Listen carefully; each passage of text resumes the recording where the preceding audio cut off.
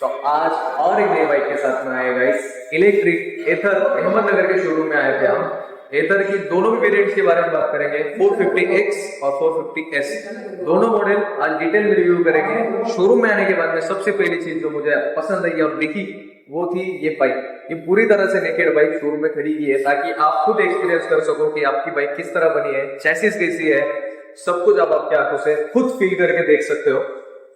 आगे चलकर अगर देखोगे तो जो इलेक्ट्रिक बाइक की सबसे जरूरी चीजें होती है यानी कि मोटर, जो कि आप फिजिकली अवेलेबल है देखने के लिए, आपको मोटर में फिजिकली देख सकते हो और यहाँ तक कि बैटरी पैक भी आप फिजिकली देख सकते हो। तो ये दोनों भी चीजें आपको शोरूम के अंदर एक्सपीरियंस करने मिलेगी। दोनों वेरिएंट के बारे में डिटेल में बात करते हैं, वीडियो में एंड तक बने रहना। चलिए शुरू करते हैं। Welcome to unrealization. We can prepare to kill the operation. तो अभी जो आपके सामने मॉडल खड़ा है ये है एथर का 450S मॉडल।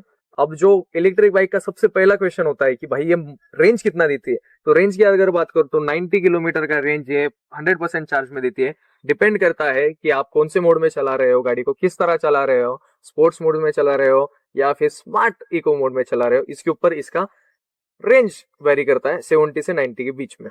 अब बात करते हैं इसका बैटरी कितना टाइम में पूरा चार्ज होता है। पूरा तो 0 से 80% का चार्जिंग टाइम इसका 6 आवर्स और 36 मिनट्स, क्योंकि इसको मिलता है इस मॉडल के साथ में 350 वॉट्स का चार्जर। यस, 350 वॉट्स का चार्जर मिलता है, इसलिए थोड़ा सा टाइम ज्यादा लगता है चार्जिंग के अंदर। 6 आवर्स एंड 36 मिनट 0 to 80% के लिए कहा मैंने। अब बात करते हैं इसके बैटरी के बारे में, तो 2.9 किलोवाट आवर की बैटरी इसके अंदर दी जाती है। और अगर अब बात करते हैं इसको जो पावर देता है, जो प्रोपल्शन देता है इसको, तो मोटर आती है 5.4 किलोवाट की, जिसके अंदर आपको प्रोड्यूस करके देता है 22 न्यूटन मीटर का टॉर्क, जो कि काफी बढ़िया है। राइड एक्सपीरियंस में आपको बताएंगे कि कितना अच्छे से गाड़ी चलती है, खींचती है। 0 to 40 किलोमीटर का स्पीड ये 3.9 सेकंड्स में पकड़ती है, जो कि काफी अच्छा टॉर्क है 22 न्यूटन मीटर का। अब बात करते हैं इसके आगे की चीजों की, तो उसके अंदर ठीक है, अब बाइक के वॉक अराउंड के बारे में देखते हैं। सीधे सामने से बात करते हैं बाइक के बारे में। तो बाइक के अंदर सबसे बढ़िया चीज़ जो मुझे इलेक्ट्रिक बाइक के अंदर लगी, तो इसके अंदर टेलीस्कोपिक सस्पेंशन दिया गया है फ्रंट में दोनों तरफ से, ताकि गाड़ी की स्टेबिलिटी काफ़ी अच्छी रहे और रहती भी है। अब बात करते हैं इसके टायर साइज़ की, तो फ्रंट का जो टायर है वो 90 R12 है, तो टायर साइज़ भी डिसेंट है।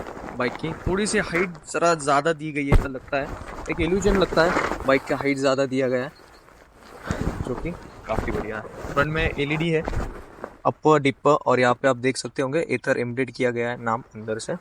उसके बाद में सामने से इंडिकेटर, और ये DRL है, और इंडिकेटर इधर ही दिए गए हैं, बताता हूँ मैं आपको। यहाँ पे इस तरह इंडिकेटर एम्बेड दिए गए हैं। अब बात करते हैं साइड से, यहाँ पे वेरिएंट का नंबर 450S दिया गया है, और साइड से कुछ इस तरह दिखाई देती है। काफ़ी फ्यूचरिस्टिक डिज़ाइन लगता है बाइक का, मतलब ऐसे नहीं, काफ़ी बढ़िया सा दिया गया है डिज़ाइन। अब बात करते हैं पीछे के टायर साइज़ की, तो 90 R12 पीछे भी साइज़ सेम दिया गया है बाइक के टायर का। आगे पीछे दोनों तरफ भी डिस्क ब्रेक मिलता है बाइक के अंदर, जो कि काफ़ी बढ़िया चीज़ है। पीछे से अगर देखोगे तो ये टेल लैम्प काफ़ी बढ़िया लगता है मुझे भी, मतलब देख कर ना काफ़ी अच्छा लगता है ये टेल लैम्प देखने में।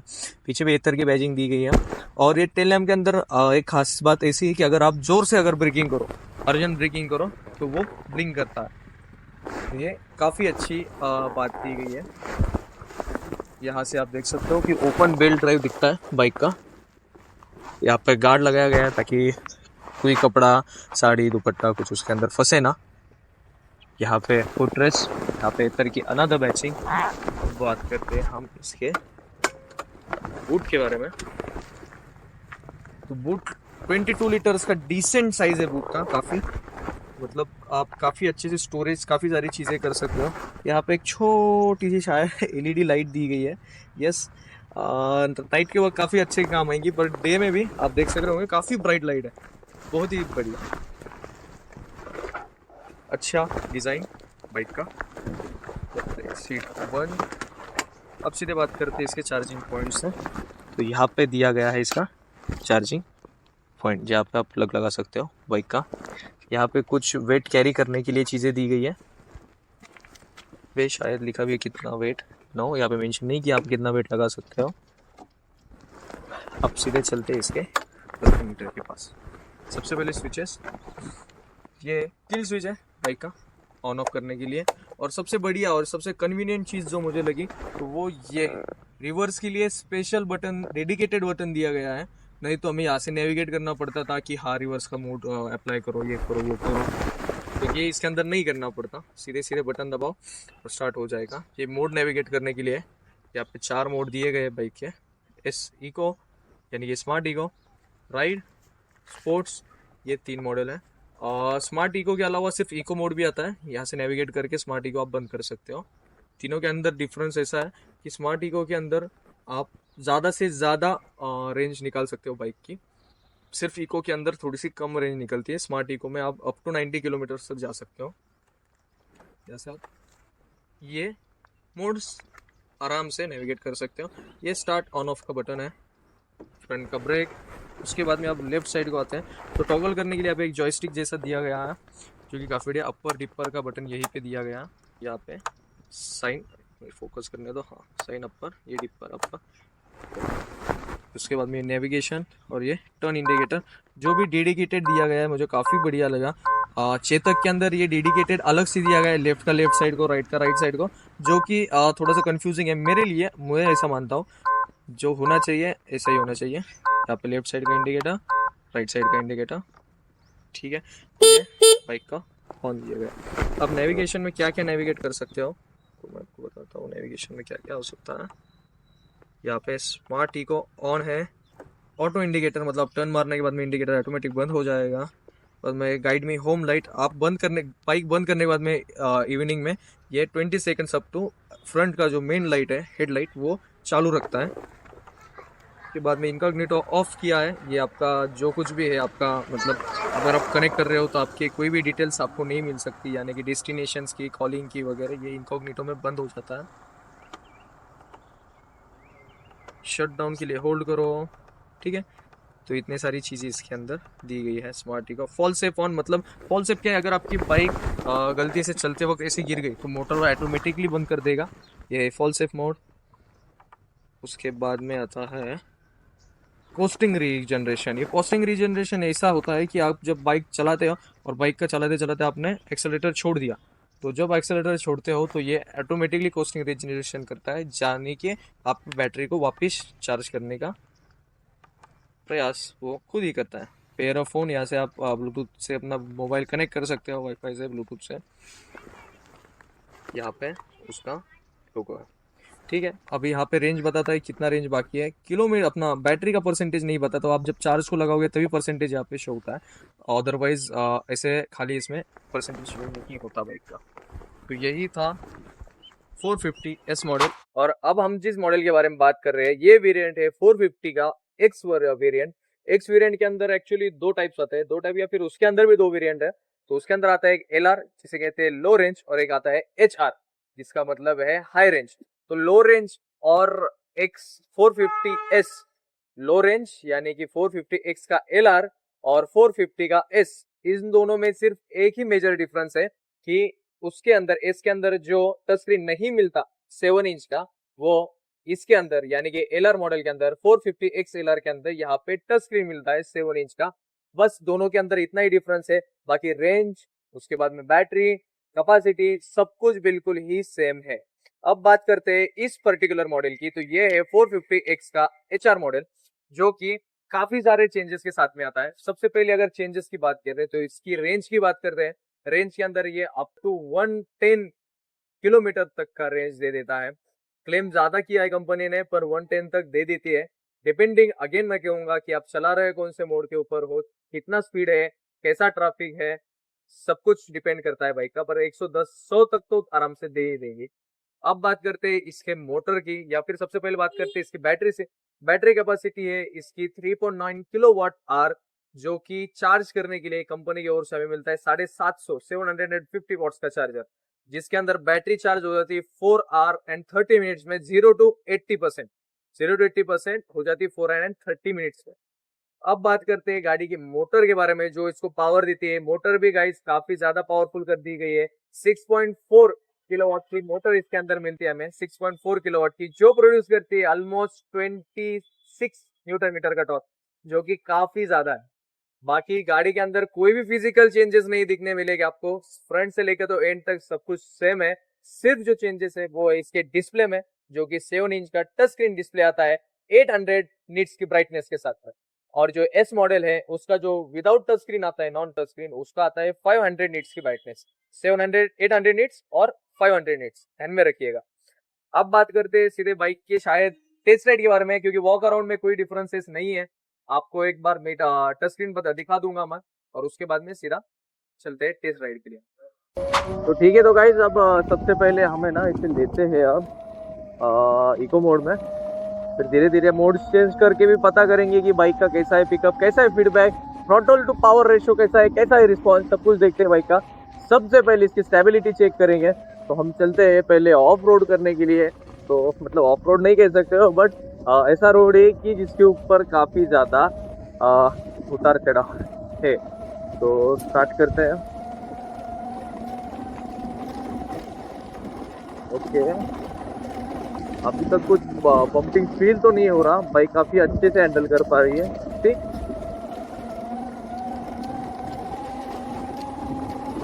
मतलब ये ग्लाइड कर रही है एक्चुअली, ऐसा कोई भी मेरे को जर्क मेरे हाथों तक फील नहीं हो रहा है। ये सब कुछ ग्लाइड करके एब्जॉर्ब कर रही है, कर दे रही है सब कुछ। ठीक, और अभी मैं डबल सीट बैठा हूँ। आप जैसे कि देख रहे हो कि डबल सीट बैठने के बावजूद भी ऐसा कुछ महसूस नहीं हो रहा है कि इसका सस्पेंशन कहीं कम गिर रहा है या सस्पेंशन पे लोड आ रहा है, बिल्कुल भी नहीं। मैं भी 70 kg के अराउंड हूँ, मेरे साथ जो बैठा है वो भी 70-75 के अराउंड है। तो बाइक काफ़ी अच्छे से रिस्पॉन्स दे रही है, यानी बाइक का सस्पेंशन स्टेबिलिटी काफ़ी अच्छी है बाइक की ऑफ रोडिंग के लिए। और ग्राउंड क्लियरेंस ज़्यादा होने की वजह से काफ़ी ख़राब टेरेन में भी आप काफ़ी अच्छे से चला सकते हो, क्योंकि बाकी जो मैं इलेक्ट्रिक बाइक देखा हूँ तो उनका काफ़ी ग्राउंड क्लियरेंस कम होता है, तो वो सिटी के बड़े स्पीड ब्रेकर पे भी घस देती है नीचे से पूरी। हाँ, और वो जो दूसरे बाइक का बात कर रहा था मैं, वो ये रही सामने, इसी की बात कर रहा था। ठीक है, उसका भी करेंगे रिव्यू। ठीक है, अब देखते हैं इसका टॉप स्पीड वगैरह चेक कर तो जल्दी से लेते हैं हाईवे पे, सभी जगहों पे, फिर देखते हैं। तो ठीक है गाइस, अब हम जाते हैं फ्लाईओवर पे। काफ़ी स्टिफ है फ्लाईओवर हमारा, तो देखते हैं 2 फीट के ऊपर कितना ज़्यादा खींच पाती है, कितने स्पीड पे चल पाती है कॉन्स्टेंट बाइक। ओके, 60 और बढ़ रहा है स्पीड, मैंने पूरा थ्रॉटल दे दिया हो। और अनफॉर्चुनेटली स्पीड ब्रेकर है। ठीक है, काफ़ी बढ़िया, स्पीड ब्रेकर्स को भी इतने प्यार से हैंडल की है बाइक ने।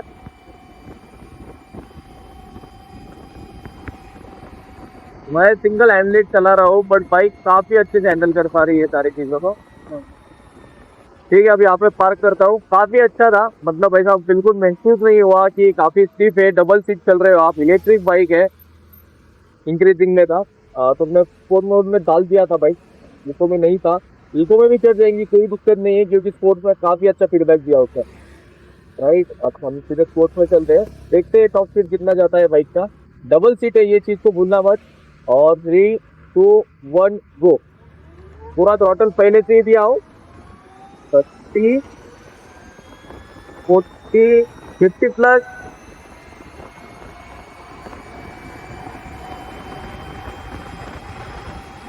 70 plus,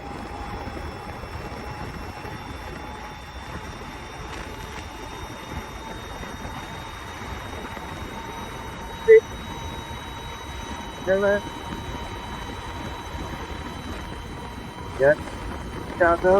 90 metre per our.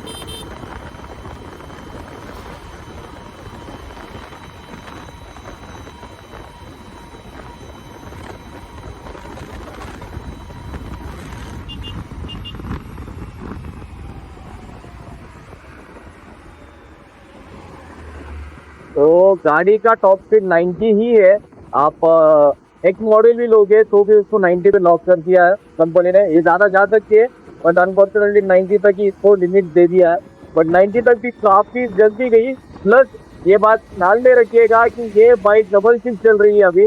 Double seat होने के बावजूद भी बाइक ने काफ़ी अच्छा फीडबैक दिया है। 90 तक जाना मतलब काफ़ी कम वक्त में जाना पॉसिबल हो रहा है इस बाइक के ऊपर, डबल सीट होने के बावजूद भी।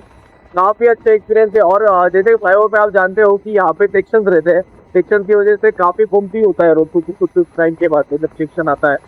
तो देखो अभी जैसे सेक्शन आएगा, मेरे को बिल्कुल भी हाथों में फील नहीं हो रहा है कि गाड़ी किसी सेक्शन पे से जा रही है, बम्प हो रहा है। बिल्कुल आराम से बाइक हर बम्प को झेल ले रही है। सस्पेंशन के मामले में, स्टेबिलिटी के मामले में मुझे सही में काफी अच्छी लगी भाई। और एक चीज ऐड करना चाहूंगा, आप जब बाइक का रेस एक्सेलरेटर छोड़ देते हो तो ये रीजन रेशियो में जाती है, पोस्टिंग रीजनरेशन कहते हैं कंपनी में इसे। तो ये कुछ अमाउंट ऑफ जनरेशन बैटरी करती है, यानी बैटरी को वापस चार्ज करने का काम करती है जब आप इस तरह से एक्सेलरेशन छोड़ देते हो। तो ये एक्स मॉडल में भी है, एस मॉडल में भी है, जो कि अच्छी बात है। कुछ अमाउंट ऑफ आपका एक्सेलरेशन छोड़ने के बाद में चार्जिंग वापिस होता है। ज़्यादा फर्क नहीं पड़ता इससे, पर ठीक है, काफ़ी हद तक कुछ नया फीचर देने की कोशिश की है कंपनी ने। और फिर ये रंबल स्ट्रिप्स पे भी काफ़ी आराम से उसने हैंडल कर लिया। अब हम करते हैं रोड को और फिर से एक बार इधर से काफ़ी स्टीप चलान है। इस बार भाई इको मोड में चढ़ो में आते हैं, आपको बताता हूँ डबल सी इको मोड में कैसे चलता है। देख रहे हो आप, काफ़ी स्टीप है और इको मोड में चला रहे हैं। इको मोड में बेशक काफ़ी ज़्यादा पावर कम मिलेगा आपको। इको मोड में ये काफी आराम से चल रही है, काफी मतलब पूरी तरह से ही जान छोड़ दी है जैसे चल रही है। और मैं आपको इसका स्पोर्ट मोड का पावर दिखाता हूँ। 1 2 स्पोर्ट, 6 स्पोर्ट मोड का पावर इतना ज्यादा देखिए होते जा रहा है, एक्सेलरेशन होते जा रहा है, एक्सेलरेशन रुकने का नाम नहीं ले रहा। देख रहे हैं आप कितना ज्यादा फर्क है इको मोड में और स्पोर्ट मोड में। इन बाइक से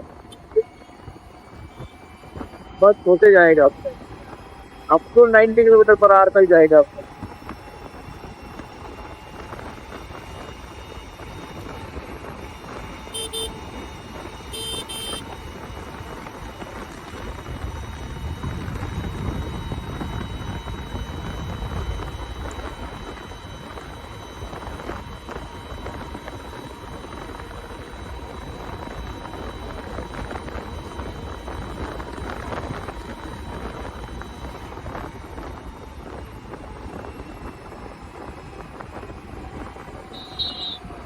तो भाई जैसे कि आप लोगों ने देखा भी कि बाइक स्पोर्ट मोड में और वीगो मोड में कितना ज़्यादा इस दोनों में डिफरेंस आता है। तो फिर का पिकअप का स्टेबिलिटी तो मैं कहूँगा, अगर आप रेटिंग देना चाहो तो मैं 10 आउट ऑफ 8 या 9 की रेटिंग इसे देना चाहूँगा। काफ़ी बढ़िया स्टेबिलिटी बाइक के अंदर। और बात करें पिकअप की या फिर एक्सेलरेशन की, तो सही में स्पोर्ट मोड में काफ़ी अच्छा एक्सेलरेशन है। इको मोड के अंदर एक्सेलरेशन कम है, पर वहाँ पे आपको माइलेज भी ज़्यादा मिलेगी, यानी कि इसकी रेंज ज़्यादा मिलेगी। जो कि 110 क्लेम किया है, मुझे लगता है 90 तक दे देंगी ये इको मोड पे अगर आप कॉन्स्टेंट रहो। अगर स्पोर्ट पे जाओ तो काफ़ी कम ये दे देंगी और फॉरन कैलकुलेशन करती है ये। अभी स्पोर्ट मोड के हिसाब से 32 किलोमीटर चलने का बात कर रही है। अब मैं इसे लेता हूँ इको मोड के अंदर, डायरेक्ट 39 पे चले गए हैं। तो इको स्पोर्ट्स इको पे आप कन्वर्ट करोगे तो फॉरन कैलकुलेट करके आपको रेंज बता देगा कि कितनी बाइक जाने वाली है करके। ये काफ़ी अच्छी चीज़ लगी मुझे। अब ठीक है, इस बाइक के आगे वाले मॉडल की बात करते हैं जो कि 450X है। इसके अंदर 5.4 किलोवाट की मोटर आती है जो 22 न्यूटन मीटर का टॉर्क प्रोड्यूस करती है। और उसके अंदर जो मोटर आती है वो 6.4 किलोवाट की है और जो 26 न्यूटन मीटर की टॉर्क पैदा करती है। तो उसके अंदर बेशक इससे ज़्यादा पिकअप होगा, टॉप स्पीड दोनों का सेम ही है। तो उस बाइक के बारे में जल्दी से देखते हैं। तो गाइस हम अपने जल्दी से स्टार्ट करते हैं खुद की राइड। तो सबसे पहले जो मेन डिफरेंस है इस बाइक के अंदर वो आप देख सकते हो कि इसके अंदर है एक पूरा डिजिटल स्क्रीन जो कि टच स्क्रीन है। अभी मैं थोड़ा सा स्लोप के ऊपर खड़ा हूँ तो इसने ऑटो होल्ड कर रखा है। मैं जैसे ब्रेक दबाऊंगा ऑटो होल्ड चले जाएगा, आगे चलते वक्त ब्रेक दबाऊंगा तो ये ऑटो होल्ड फिर से पकड़ लेगा। ठीक देख रहे हो आप, ये चल रहा है और ऑटो होल्ड ये फ्री कर लेगा। ठीक है, तो ऑटो होल्ड के सिस्टम के बाद में आप बात करते हैं इसका बाकी की चीज़ों के बारे में। तो इसके अंदर यहाँ पे मोड दिए गए हैं, किलोमीटर का रेंज है। अब हम इसके बाकी की चीज़ों की तरफ जाते हैं।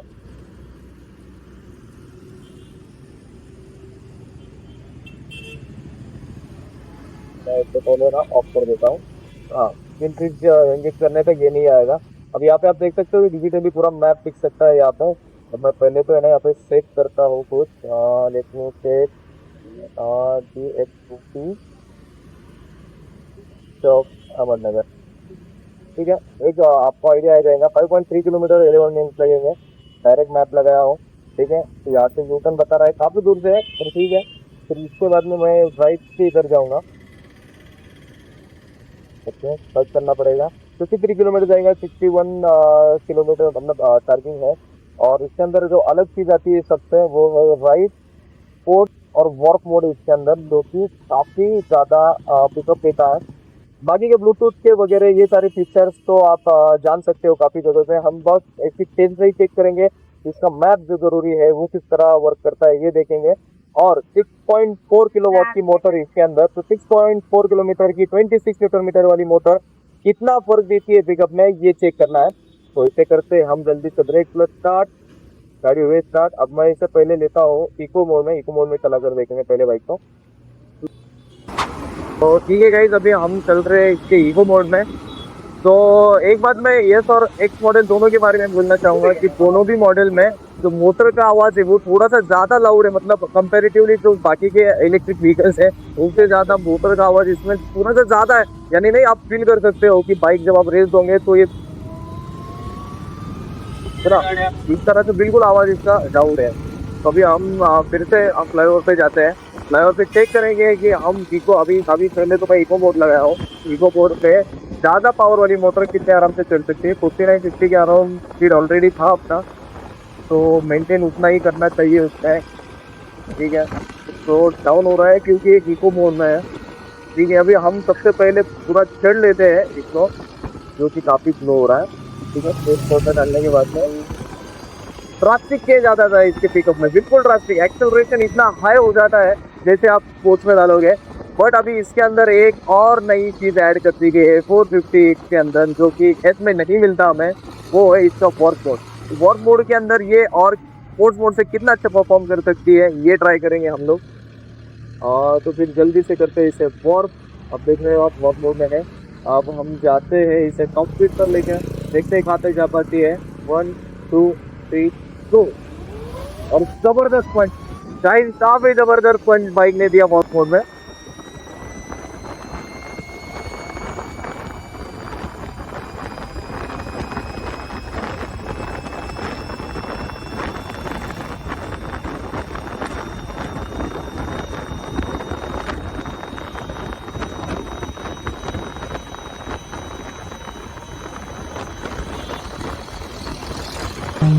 ये तो 90 11 और कैन लॉक उसके है।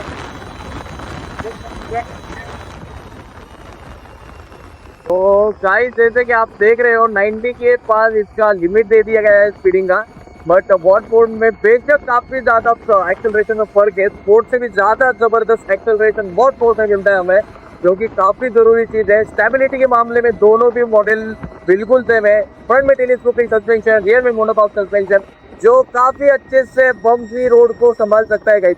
हाँ, सबसे जरूरी चीज बाइक में यही होती है, मतलब इलेक्ट्रिक व्हीकल की बात की स्टेबिलिटी अच्छी हो, रेंज अच्छा हो और गाड़ी का एक्सेलरेशन अच्छा हो। फीचर्स एक बार आप अनडिपेंडेबल भी रह सकते हो फीचर्स के ऊपर, क्योंकि वो नहीं रोजमर्रा के यूजेज में काम आती, पर ये तीन चीजें काफी जरूरी होती है। तो ये तीनों भी चीजों में एथर की ये जो बाइक है 450, ये काफी बढ़िया, मुझे तो काफी बढ़िया लगी इस बारे में।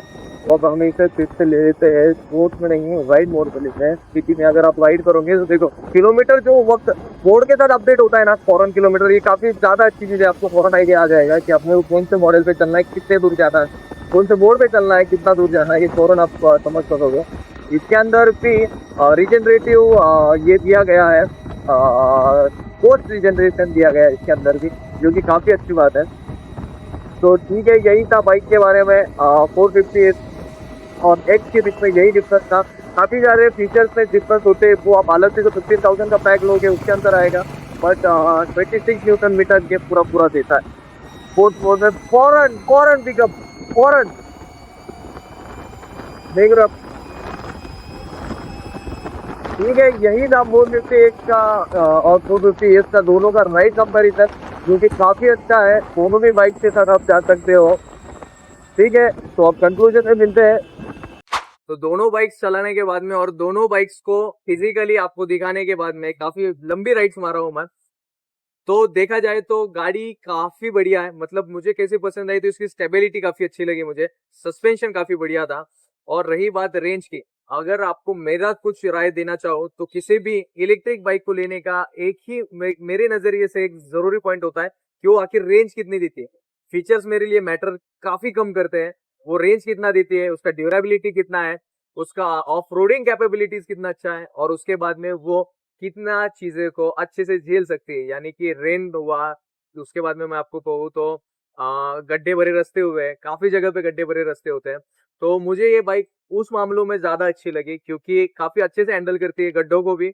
और रही रेंज की बात, तो रेंज भी डिसेंट है। अगर एस मॉडल लेते हो आप तो 70 से 90 के बीच में दे देंगी, और अगर एक्स मॉडल में HR लेते हो तो 80 से 100 या 110 के बीच में आपको दे देंगे, जो कि सिटी राइड के लिए काफी अच्छी है। फीचर्स के मामले में काफी लोडेड है, फीचर्स के मामले में भी। और जो आपको प्रो मॉडल में फीचर्स मिलते हैं, यानी जो प्रो इनका एक अलग से लेना पड़ता है, परचेस करना पड़ता है, उसके अंदर जो फीचर्स आते हैं वो फीचर की लिस्ट आपको यहाँ पे दिखाई दे रहे होंगे। इस लिस्ट के हिसाब से आपको फीचर्स मिलेंगे प्रो लेने के बाद में। जो प्राइस लिस्ट है अहमदनगर शहर के अंदर, वो प्राइस लिस्ट भी आपको यहाँ पे अभी शो हो रहे होगे। ठीक है, तो यही था एथर का 450S और X मॉडल के बारे में। और अगर आपको कुछ क्वेश्चनरीज हो इस मॉडल के बारे में तो जरूर कमेंट बॉक्स में पूछना। वीडियो को लाइक करना, शेयर करना और सब्सक्राइब तो कर ही देना। Thank you. I know I could be everything she needs if she let me get on.